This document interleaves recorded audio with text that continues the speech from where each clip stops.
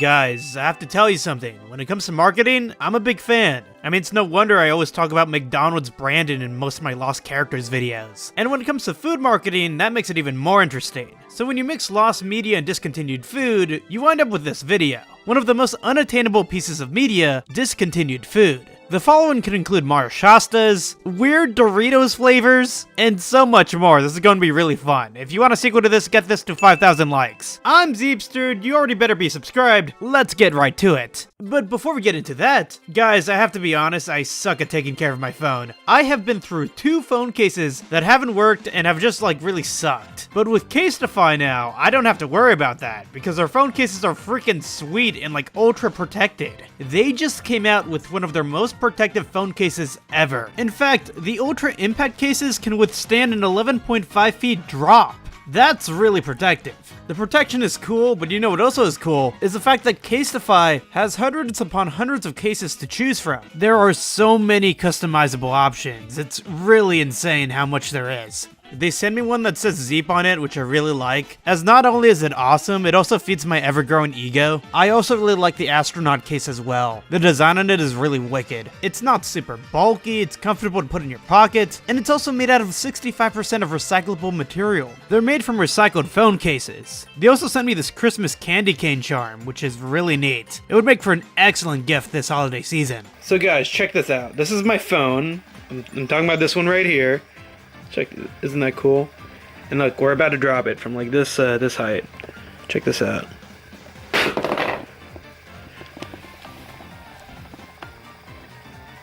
Completely fine.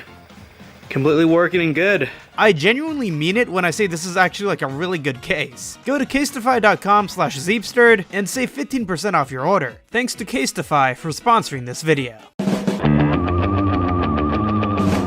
Lost character popsicles. There's a lot. Alright, let me talk about one of my favorite things that have ever existed, ever. You guys remember those popsicles you would get from the ice cream truck that would come by your street every now and then, especially during the summer? You know, you'd ask your mom or dad for $2. You'd walk out, you see the menu right there, and you had an array of choices, but you could only choose one because you only had a limited amount of money. I don't know how wide range this was, because I lived in Southern California near the Mexican border, but I remember they had this Mexican popsicle that was Lucas, especially Lucas Chamoy. That was fire. I would always choose that one, but every now and then I'd be a little adventurous, and I would choose an ice cream sandwich. But something to also keep in mind is that I was also a huge fan of SpongeBob as a kid. So whenever I was feeling SpongeBob on a particular day, I would have to go for the SpongeBob face popsicle. Choosing these faced popsicles of iconic video game or cartoon characters was an easy way to determine someone's personality. Yes, I was a SpongeBob popsicle kid.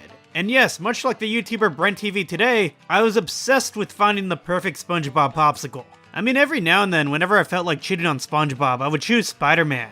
I would have friends who would always choose Sonic. His eyes would usually be really messed up. They had Powerpuff Girl popsicles, Batman, Looney Tunes, and as for more contemporary examples, they have Minion popsicles, which I've never had one, but it's fun to see that this tradition still lives on. Here's the thing, when it comes to these character ice cream bars, there were a lot of them. Some of them we have lost complete documentation of.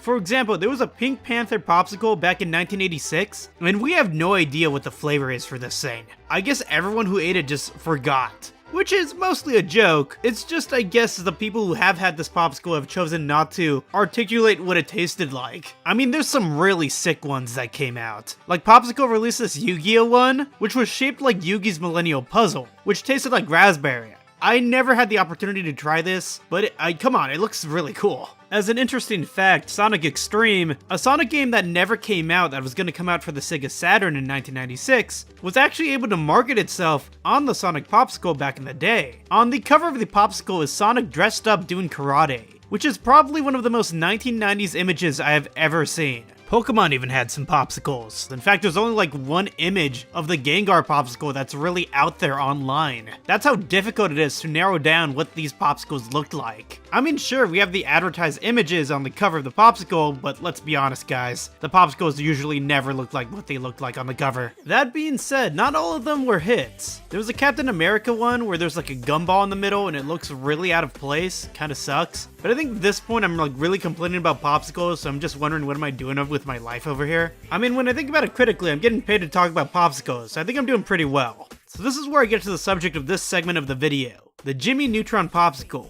What's so spectacular about it compared to other popsicles, you may ask? Well, I mean, nothing really, if I'm being honest. I just really needed a standout image for this thumbnail. That being said, the Jimmy Neutron Popsicle does come in a cherry cola flavor, and I'm curious what that tasted like, because that actually sounds pretty good. I mean, yes, I could just freeze cherry cola and taste that, but it wouldn't be the same. It wouldn't be a Jimmy Neutron face I'm licking on. I don't know, man, I get a lot of nostalgia talking about these popsicles. That being said, the company behind them definitely had some far out commercials trying to advertise their popsicles.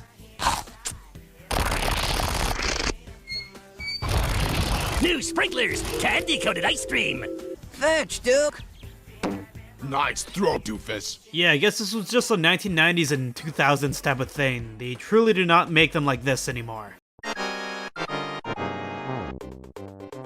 Mario-themed Shastas. You guys know about Shastas, right? They were basically like the poor man's Coca-Cola. And I know some people are gonna get mad when I say that, but come on, guys. I mean, look at this. There's a flavor here called Shasta Cola that, you know, just tries to be Coca-Cola. And there's a flavor here called Shasta Mountain Rush. Come on, we all know what it's trying to be. Paging Mountain Dew. That being said, being the poor man's Coca-Cola isn't really a bad thing necessarily. I remember while growing up, my parents would get this. It was a bargain option, I understood why. And well, it basically served the same purpose of satisfying those pop needs. That being said, it's interesting to see that the Shasta company originally began producing mixers for alcoholic drinks, mineral water, and club soda, alongside ginger ale. And also, if you try to compare Coca-Cola with diehards with Shasta Cola, and try to say they're like virtually the same thing, people are going to get really pissed. Not to mention, Shasta Cola arguably had the better commercials, especially during the 1980s, in probably one of the most 1980s ads I have ever seen.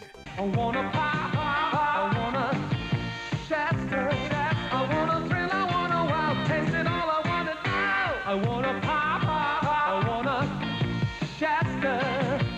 This is going off a little off topic, but that hair, I cannot get over how great it looks. In 1993, well into the Super Nintendo's run, Nintendo teamed up with Shasta to produce Mario Punch, which ran for 1 year until 1994 when Nintendo was like, nah, we don't want to do this anymore. And it's pretty evident on the cover that it was said to be fruit punch flavored, claiming that it was full of vitamin C and was made for a way for kids to get their vitamins. So here's the thing, you had Mario Punch, Luigi Berry, Yoshi Apple, and Princess Toadstool Cherry. And from what I've read, Yoshi Apple wasn't that great, which is unfortunate because I usually like apple flavor products. It's obvious, but these are vintage. Trying to buy a full set of the 4 of them will set you back 120 bucks. And that's just for the soda can set. There's not even any liquids in there. Well, to be honest, you wouldn't probably want to drink a nearly 30-year-old set anyways. Now, if you want a set that has the actual liquid in it, well, that's $400 right there. That's a lot of money. So the company, the National Beverage Corporation,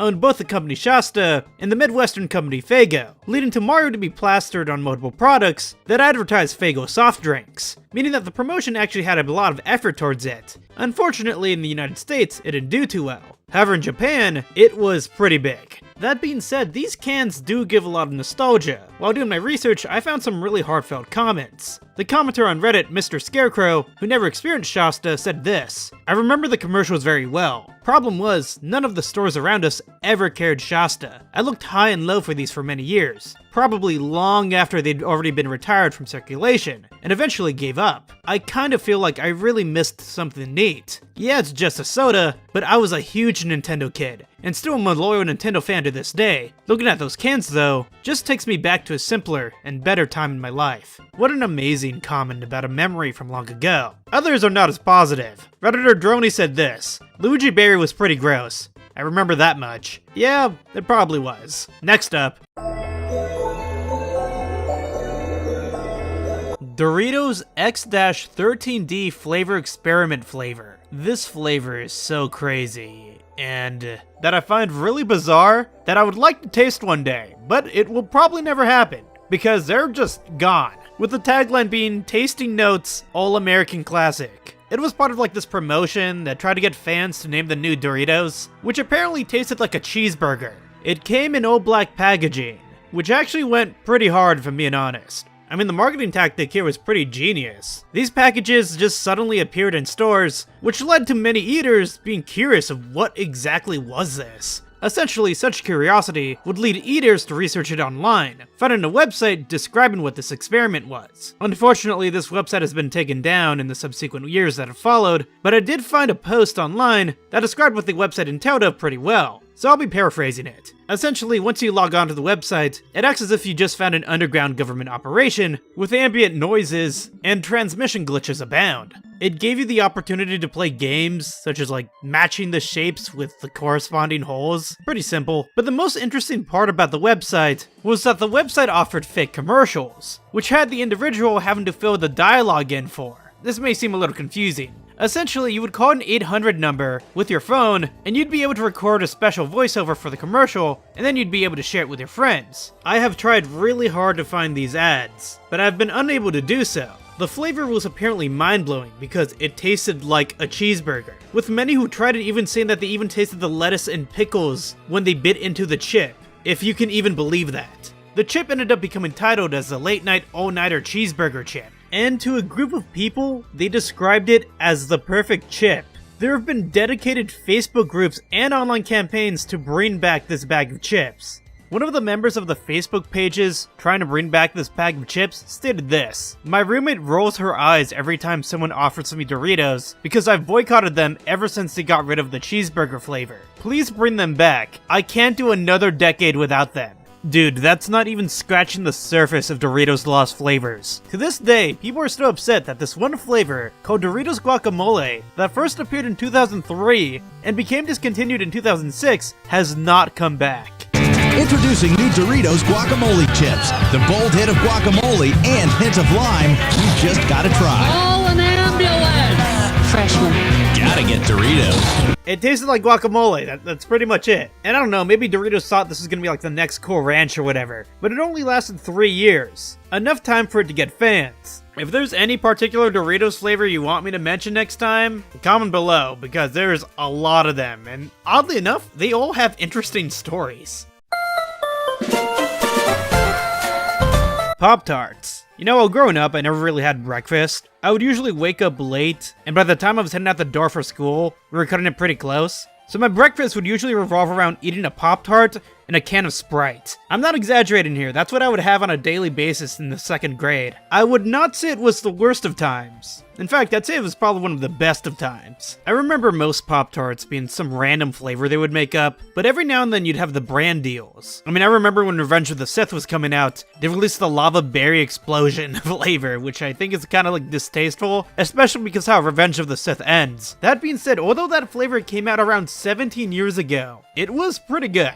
The fill-in was really their wild berry flavor, which was like strawberries, pears, and apples, but the outside flavor, which was the frosting, was like this orange with like yellow sprinkles, you know, going about the lava theme. Something that I do find funny that while researching this video I found out about was that there was something called the Pop-Tart Snack Sticks, which would serve as this after-school snack and like candy bar. They were discontinued years later because, I mean, they were basically just like stick-shaped Pop-Tarts, and why not just have a regular Pop-Tart instead of having like a stick? Something that did come out before my time though was the Pokemon Pop-Tarts, a limited edition Pop-Tart that came in these very cool boxes, which consisted of 12 different pastries, all revolving around the wild cherry flavor, topped with this like yellow Pikachu frosting, and sprinkles shaped in Pikachu, Charmander, Poliwrath, and Chansey. With each box, you would get a figure that would relate to the following Pokemon on the sprinkles. For Pokemon's 2nd generation, they would do the Pop-Tarts again, but this time with a blue frosting, and a flavor titled Pokeberry. So this basically segues to me talking about like a bizarre commercial they made to advertise these Pop-Tarts, and where the kids like camouflage into groceries to try and obtain these like toys. I don't know, man, 1990s commercials were wild, but I've talked about this over and over again.